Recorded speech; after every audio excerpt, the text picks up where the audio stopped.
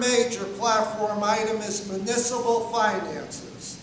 I propose to change tax payments to 4 times a year from the present 2-payment schedule, easing the burden of homeowners.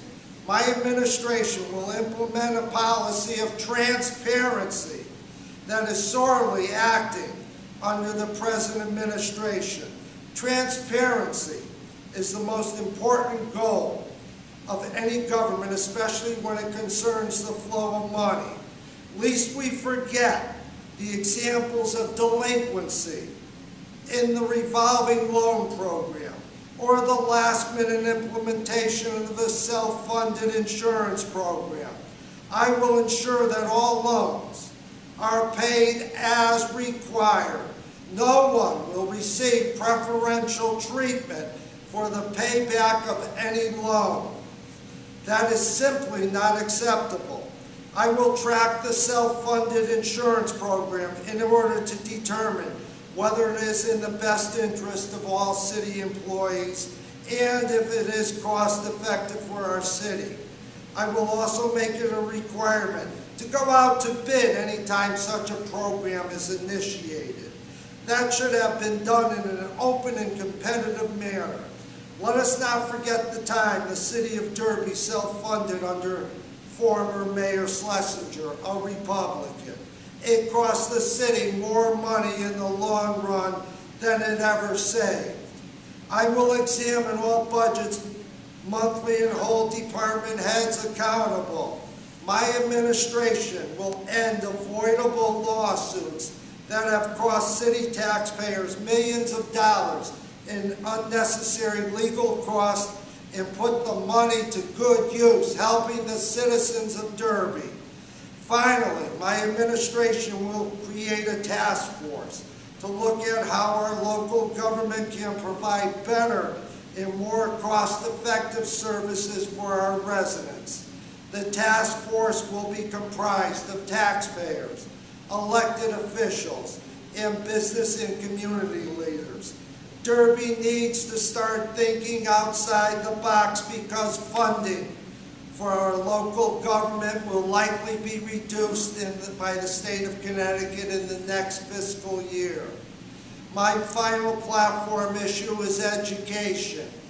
We need to support our children's education by investing in it, and I don't mean with just money. We shouldn't look at education as a hindrance, but as an asset to the city of Derby and its children.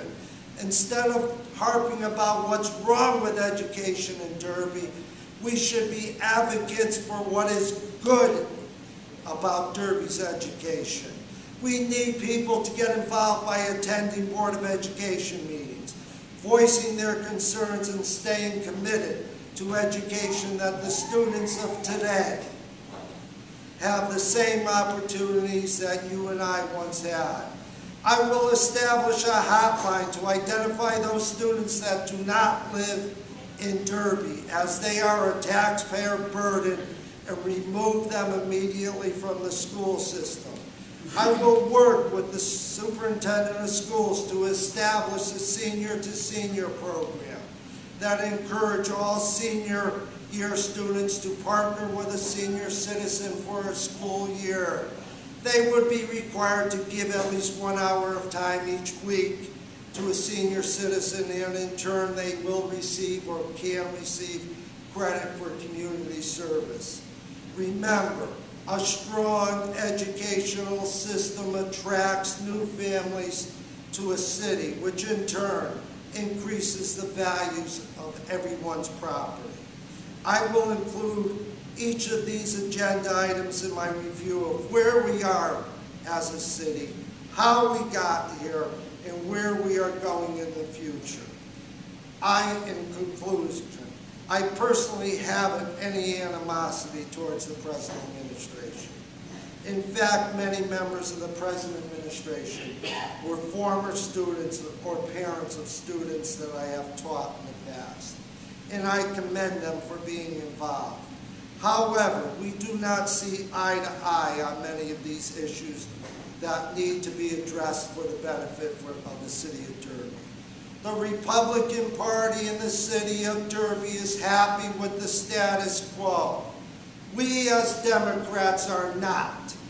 To paraphrase a famous quote from Robert Kennedy, there are those that look at things the way they are and ask why.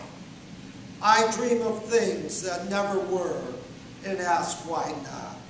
Therefore, with all this in mind, I humbly accept your nomination to be the Democratic candidate for the mayor of the city of Derby. I ask for your full and continued support of me in this endeavor. God bless you and God bless the good city.